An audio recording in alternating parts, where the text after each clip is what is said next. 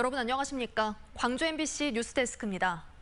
학동 4구역 붕괴 참사가 일어나기 5일 전 광주시와 동구청이 현장 점검을 했던 것으로 확인됐습니다. 문서만으로도 다단계 하도급이 이루어진 걸 알 수 있었지만 합동 점검에서는 지적조차 되지 않았는데요. 닷새간 이뤄진 점검은 하나마나였습니다. 이다현 기자의 단독 보도입니다.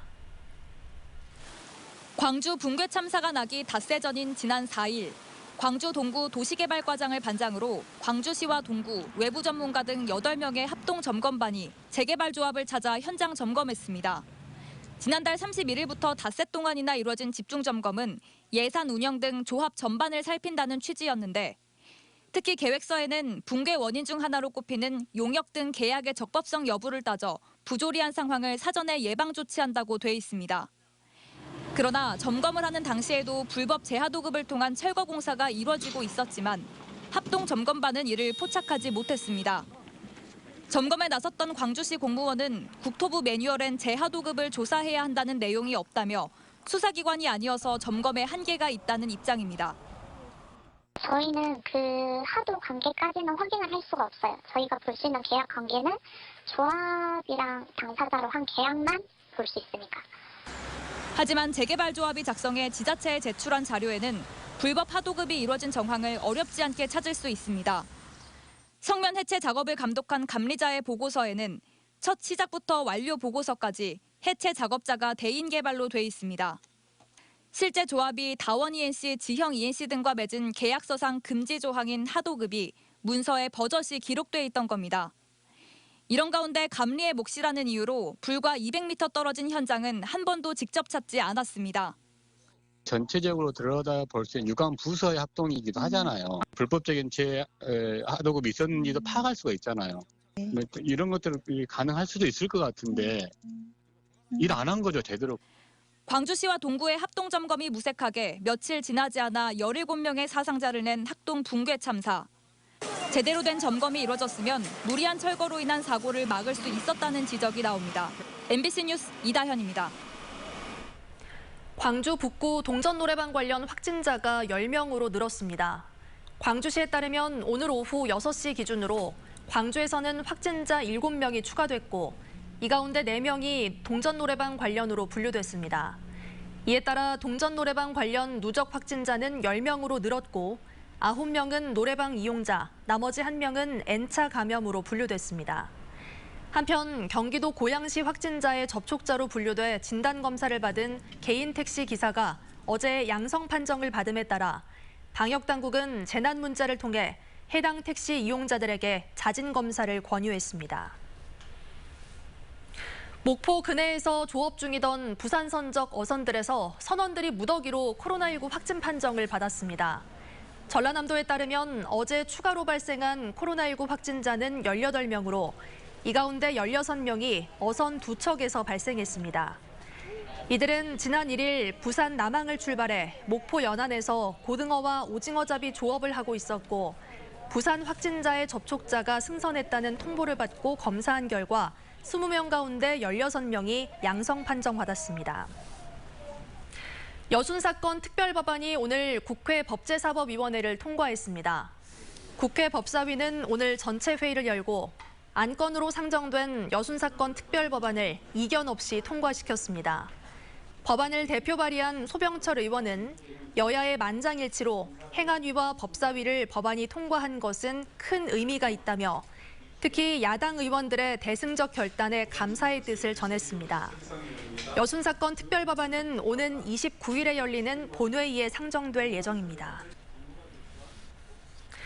여순 사건 당시 불법적인 군사재판을 받고 억울하게 숨진 민간인들이 재심을 통해 무죄를 선고받는 사례가 잇따르고 있는데요. 하지만 희생자 가운데 상당수는 재심을 청구할 수 있는 가족이 없어서 여전히 내란범이라는 낙인을 떨치지 못하고 있습니다. 문영철 기자가 보도합니다. 법원의 재심을 통해 73년 만에 무죄를 선고받은 대전 형무소 수감자는 8명. 하지만 당초 법원에 신청한 재심 대상자는 12명이었습니다. 현행 형사소송법상 사망한 사람에 대한 재심은 배우자와 직계 친족 등만 청구할 수 있는데 나머지 4명은 이에 해당하는 사람이 존재하지 않아 다른 친인척들이 재심을 신청했다 기각당했습니다.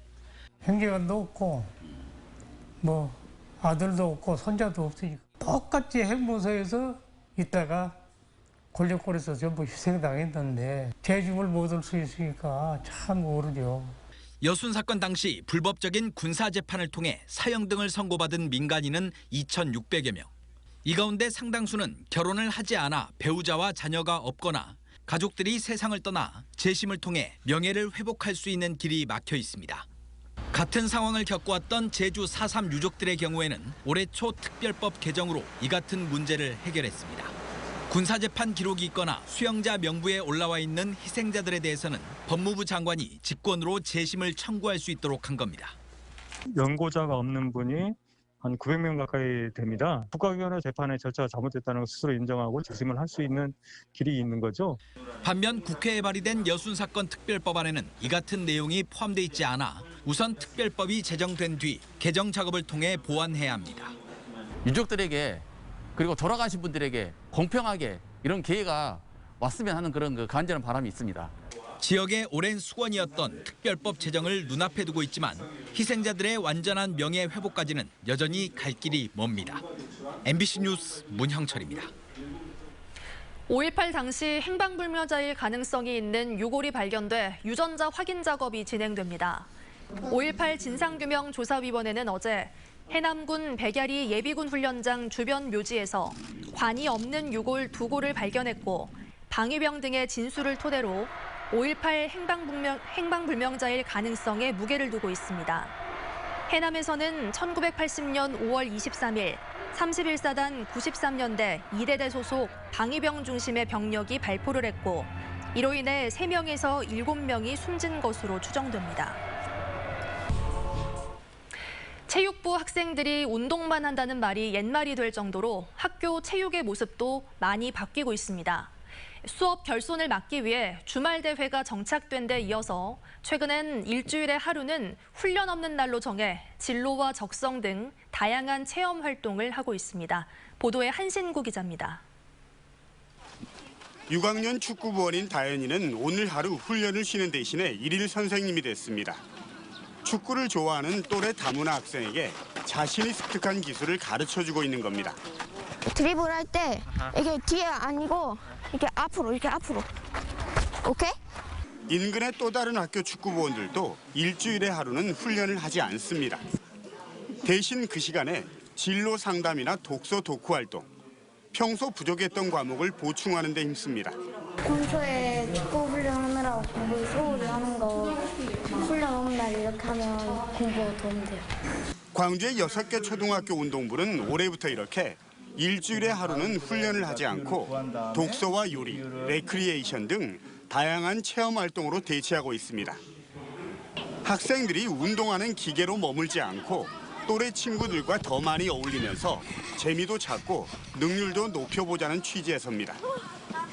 축구와 야구 등 일부 인기 종목의 경우 상급 학교로 지나갈수록 자연스럽게 탈락자가 생길 수밖에 없는 만큼 학생들의 적성이나 진로 설계에 대한 교육도 빼놓을 수 없는 부분입니다.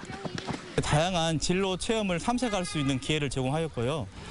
이 프로그램을 통해서 학생들이 다양한 꿈과 성장을 이룰 수 있는 광주시 교육청은 초등학교부터 도입된 훈련 없는 날을 올해 말 평가를 거쳐서 내년에 중학교 등으로 전면 확대할지 여부를 결정하기로 했습니다. MBC 뉴스 한신구입니다. 더불어민주당이 대선 후보 경선을 예정대로 진행하기로 했습니다. 민주당은 오늘 열린 비공개 최고위 회의에서 최고위원 만장일치 합의를 통해 당원 당규에 정한 대로 경선을 치르기로 했다고 밝혔습니다. 이에 따라 대선 181일 전인 9월 10일까지 대선 후보 선출이 이루어지게 됐습니다. 이낙연, 정세균 등 6명의 경선 후보는 코로나19 사태 등을 이유로 경선 연기를 요구했지만 이재명 경기지사 등 경선 후보 3명은 원칙 준수를 강조해왔습니다.